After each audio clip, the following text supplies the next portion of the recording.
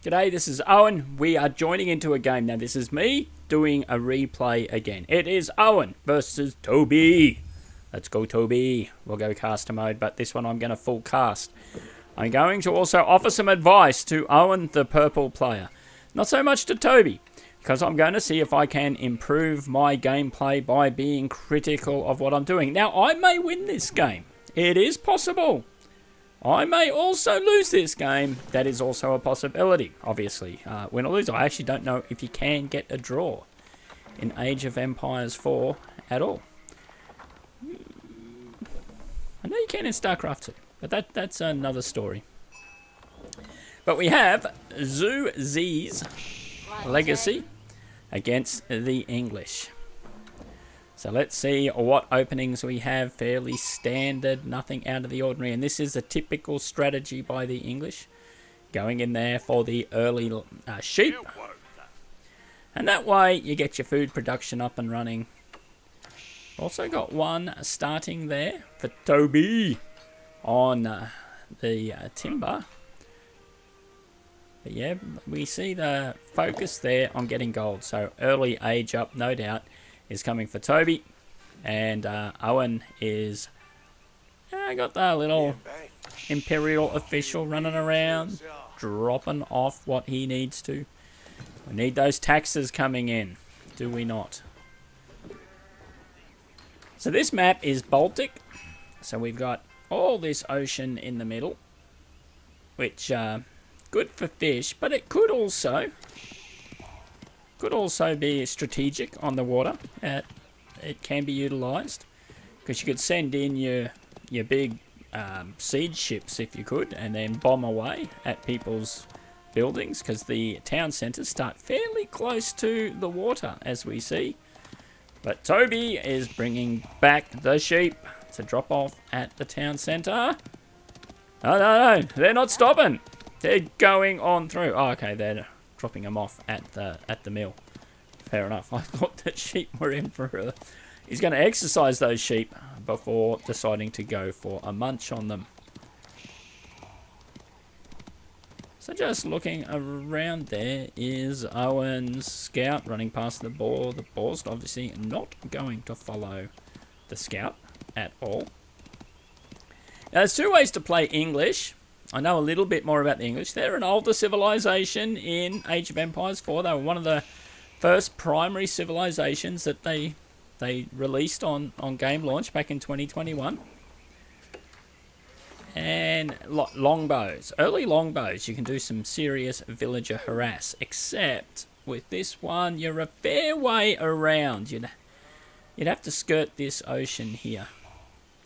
Or the sea. It's the Baltic Sea. So if you look at the mini-map, I'll just draw the line. You're either going to come around this way, or you could do a sneaky and come around the other side. But regardless, it would take you a fair length of time to be able to get around there and do that.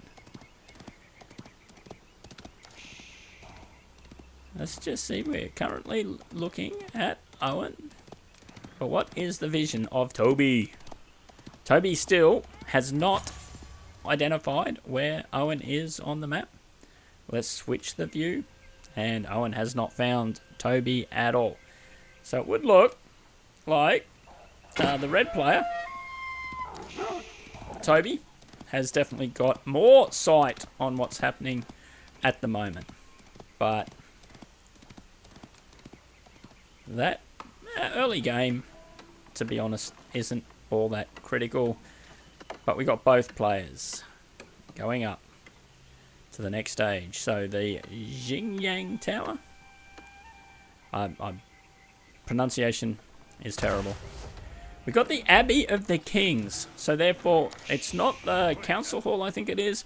So we won't see the early longbows. But the Abbey of the Kings does bring out a unique unit, a fairly strong cavalry player, which also can provide early harassment to villagers. But it is Owen that has gone up to the Age 2 first. The feudal age. Now, Toby here has only got two building it. Two building his landmark. So a little bit behind there. Scouts just crossing. So Toby got the notification that someone was running past his base. I'm assuming Toby, I'll say he, but again, apologies for that. It is just normal for me to make that assumption. I will be working on it. So Owen is the first to start building a dock, which gives access to getting some of this fish, and also then be able to start getting some of those ships I was talking about. And when you look at where this has been built, and this has been built, the town centre, and still the Abbey of the Kings is in production. Now I think we've only got one unit building it. That is probably a bit of a mistake there by Toby. You probably want to get that up and running a bit quicker, so throw a few extra units, get it up and building, and then you can reposition them back to your economy. If we look around, we've got no idle villages on either side, so that's a good sign. But 6 minutes in, we don't see any military units. And no military buildings at this point. We've got a barracks coming in for Toby. And we'll ride this home. Feudal age for Toby.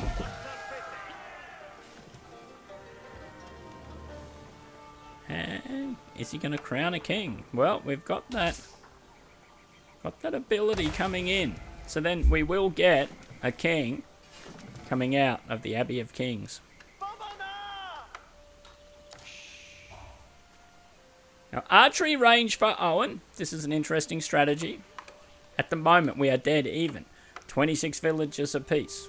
Only the scout is the only player, or only military unit on the map. And neither player has built a second scout.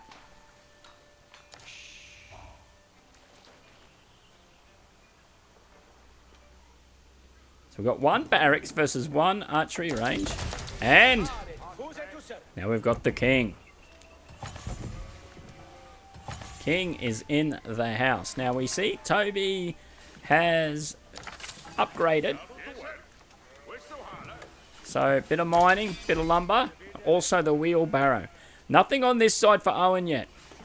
So whilst the villager rate is very similar, that extra production of the wheelbarrow is something Owen needs to do. Start doing your upgrades, mate. Get into it. Running out a few archers is good.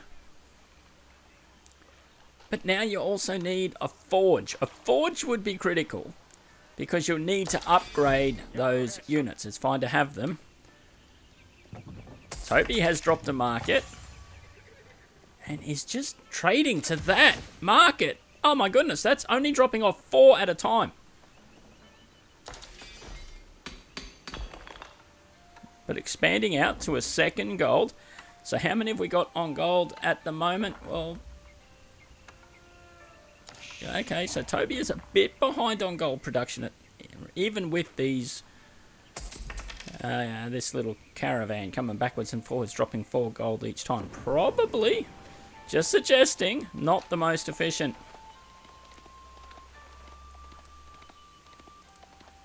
Now check out that little bludger. The campfire. So I'll show you the campfire and what that does. So if you've got the campfire, it gives you line of sight. If you're used to StarCraft 2, it's similar to putting a unit underneath one of those spy towers and you take control of it. Just gives you some vision. Other games do something similar, but this is, I believe, unique to English, where you get just get some idea of what is going to be coming at you if the player is running their units down this way. Now the scout for Toby, heading out the other way. Maybe seeing if there's some easy opportunities to take out some maybe expanded resources there by Owen. Here we go. So now that would have triggered Toby to know that Owen is coming into this part of the map. Let us bring the whole screen up. So the palisade wall's coming in.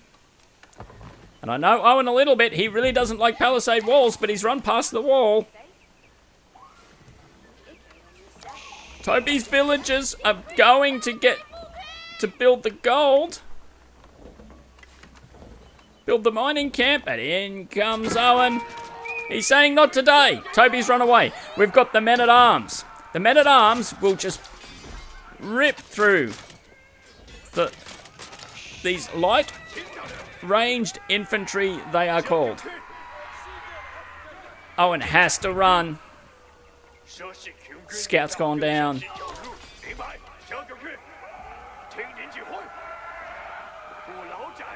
He's not going to be able to hide in the forest with these men-at-arms hot on the heels, and now we've got some archers out.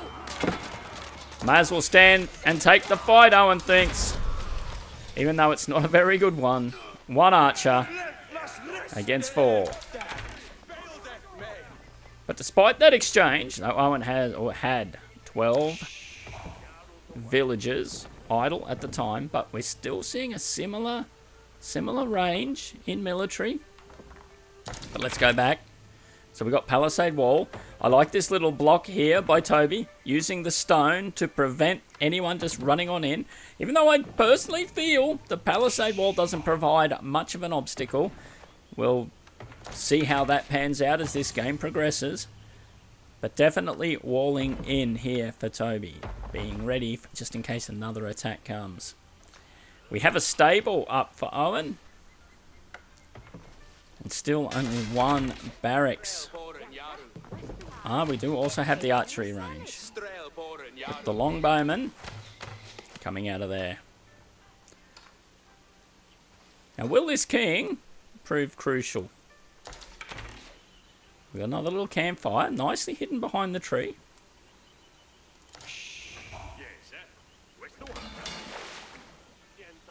Now, the first dock coming in for Toby. Now, Owen's had a dock for probably 3-4 minutes. Even maybe more. I'd have to go back and check. With only 1 fishing boat. There's heaps more available to build. A few upgrades as well, but we've got nothing.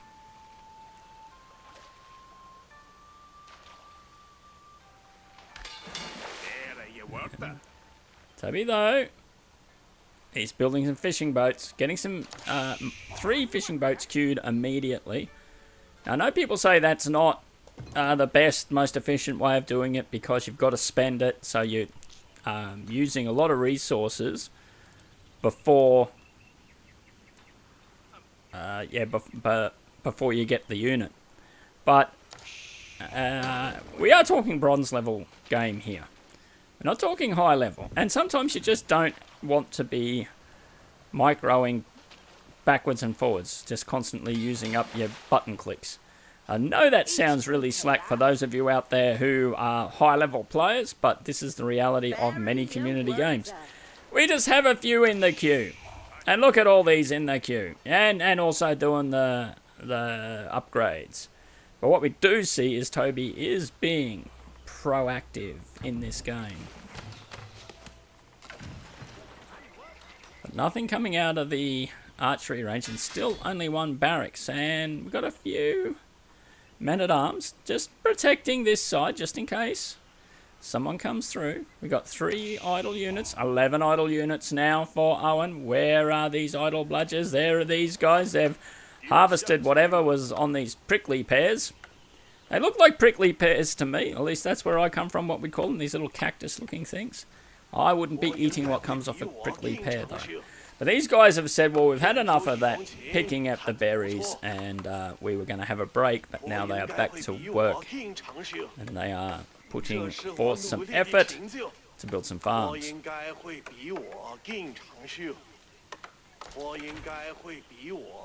Now, almost the 15-minute mark, we're still both sitting on the same military. Though, Toby has taken the villager lead.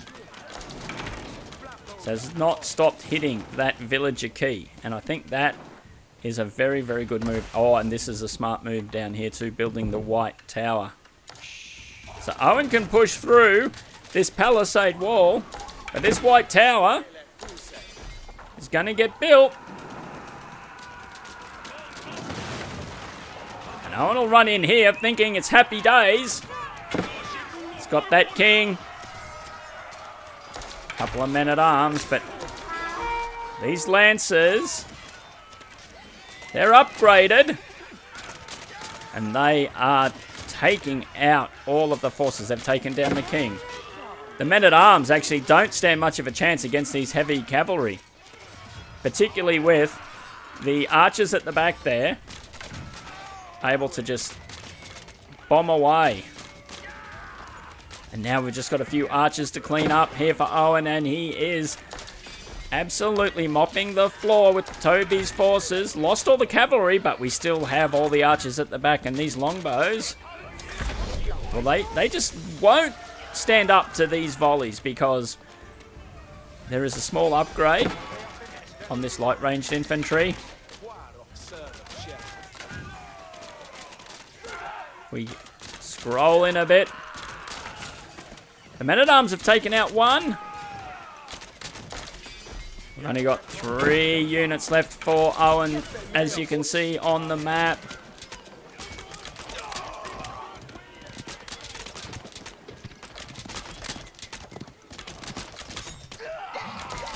But this initial sojourn by Owen has been repelled. But still, the military advantage is sitting there with Owen by a slight margin.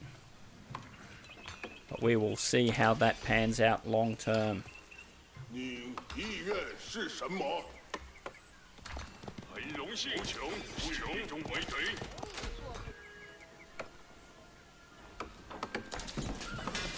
Still only have... Oh, okay, we got a second barracks up the top here now, so Toby is building near this white tower. This other side is undefended. Owen, and we've seen him play before, we know his feelings on walls. He has not put in a wall. He's saying if you want to have a go, come on in. Now we've got 2 archeries, 2 cavalries, and 2 barracks, bringing out the whole different range of units. So palace guards, they should do some damage to any of the cavalry, and Owen is pushing around the map. It is so even, this military units at the moment. But Toby still does have that villager lead. And Owen's got 5 idle workers. Where are these idle workers? We probably have time to go searching for them. It's not there. It's still idle.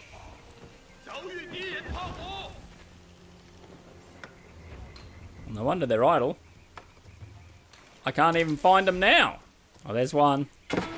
He's just having a bit of a bludge, but we got some action here on the ocean. The galley archer ship has come out for Toby. He's got 2 of them. Owen's got 1 war junk.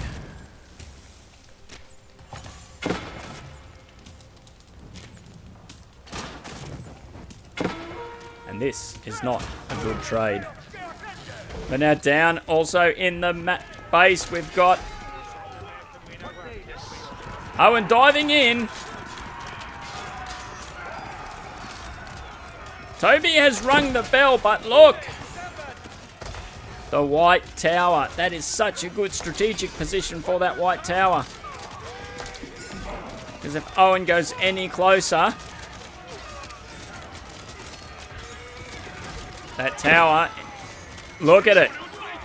It's shooting at those units.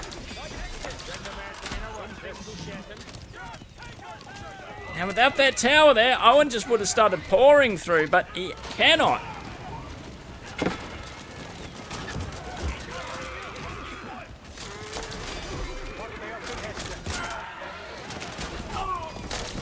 the Navy, the White Tower, and the land units have decimated Owen's forces that are pushing out on the map. But Owen still maintains the military lead, though has reverted to getting horsemen, not the gold units. What has happened here?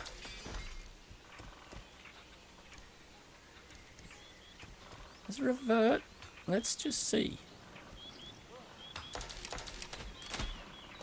What is Owen getting on his gold trades when the caravans come back? Ah, it didn't come up. Must be hidden behind somewhere there. Let's now have a look at this point in the game. Again, Toby. Villager advantage. Still sitting on only a couple of military buildings. We are starting to build a few more now, though. Some extra barracks coming in. But Owen still only has the 6. But looking at the income streams, Owen is way behind on food, so I would suggest. Now, the English do have a huge advantage when it comes to their farms. They produce food very quickly. However, looking at this top number, 55 to 68, that is proving critical at this point. Now, I believe Owen was planning to try and stop working off one town centre. You cannot do very good in this game at any level if you stay on one town centre. And yes, it's true. Toby is on one town centre. But definitely has kept hitting the production queue for the villagers, and therefore it's just starting to push the advantage unbeknownst to Owen. So Owen has fallen behind in military and villagers. But still, Toby only has 4 military buildings, but has the production to keep all those buildings producing. Whereas Owen has a couple of military buildings idle, and at this point in the game, we are talking 22 minutes in, and we've got populations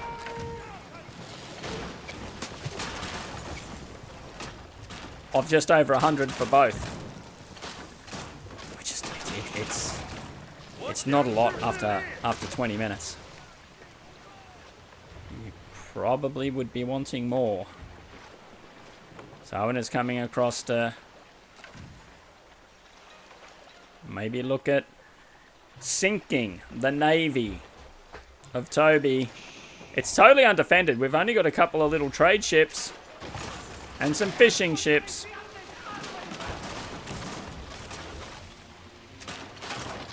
So that will go down, but look on the mini-map. We have Toby's forces pushing across. They're going to come onto this forge that's doing some upgrades, the market, and a mining camp. Let's have a quick look. What do they see? So they've come on in. They didn't know about the mining camp until they saw the caravans, the traders. And now they are just going to demolish these buildings. And this little trader, he's saying, I'm going to get the gold. But he doesn't. He goes down. No one's bringing in the response. This response looks a little bit underdone. I just practiced on taking out this poor wolf. He's now gone.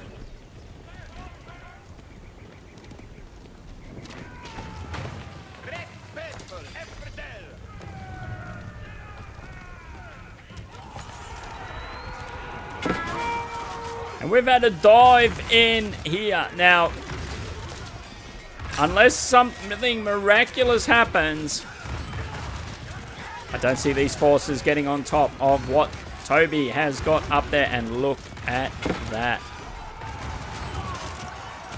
We even got little grenadiers.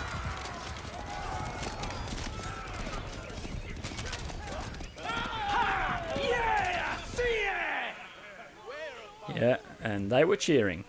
They literally were cheering. But now look at the military advantage to Toby. We got 66 to 39.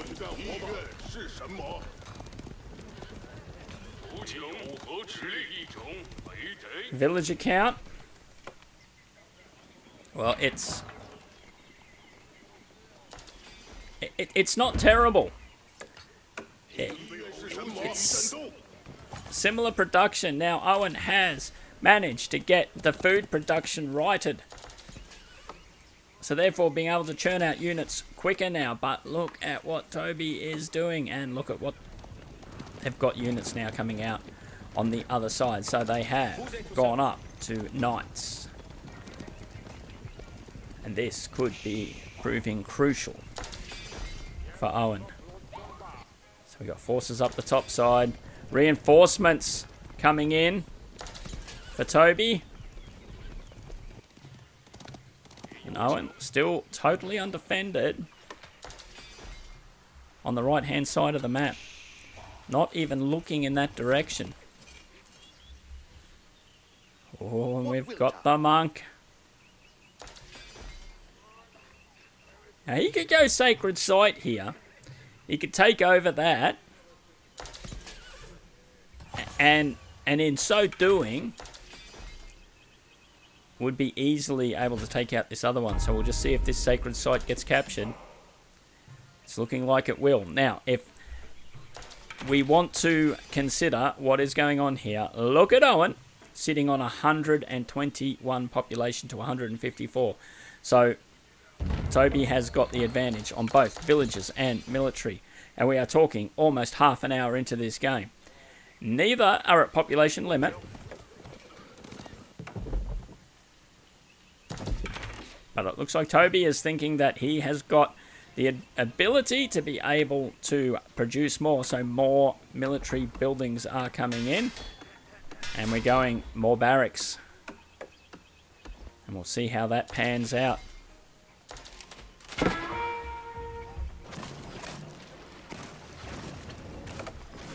Owen just really hates these walls. He's saying, I'm knocking down this wall because I just cannot stand it. But these units are pretty hopeless here on their own because, well, they've got nothing to attack. Able to knock down that wall. Let's go. Palisade walls. Not a big fan. Just saying.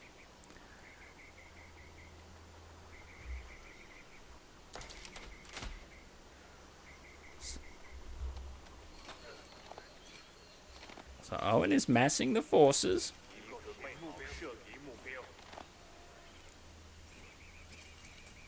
And has built forges. So got upgrades coming. But look at the point score. Huge difference in points. Now you see, here's the thing. We'll just go down and check Toby's base.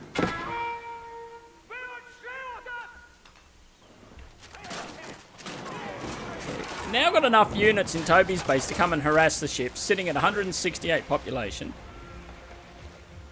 Owen is sitting at 148.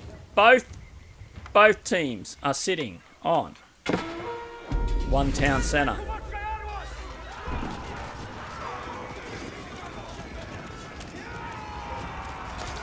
But the fight is over this Sacred Site. Owen has done the upgrades, even though I think there were more numbers here for Toby.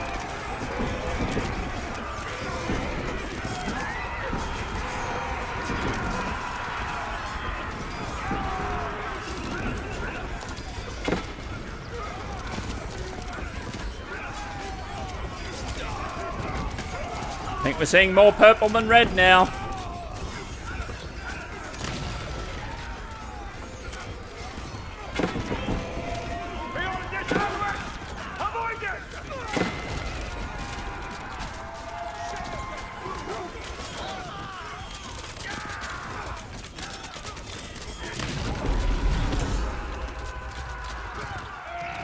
There we go. And we are now so close together as regards military, villages.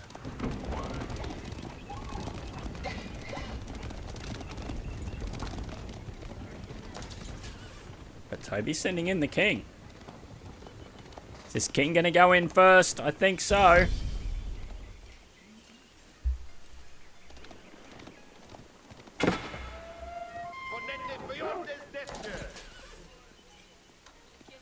Oh, and look.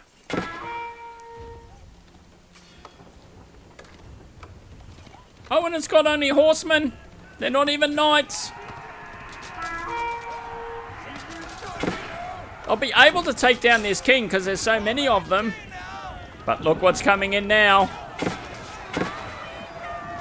Way too late. Owen decided to build a castle to protect this side of the base. Now, would that have made a difference? Possibly not. Not with these battering rams and not with all these knights coming in.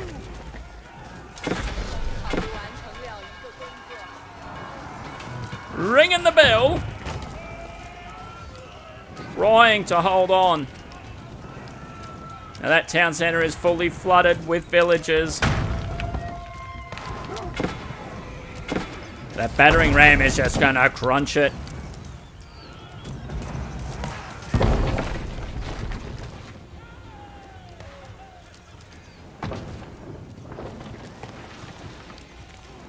Owen sent his forces down there, and they are just sitting there, probably, I don't know what they're doing, actually.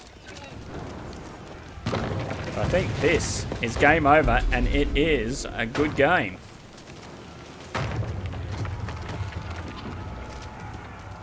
So, what does Owen need to do? He needs to expand more, do a bit more effort, and get the economy going. But that is another game, and I still stayed in Bronze 3. But thanks for watching, and until the next one, be kind to one another.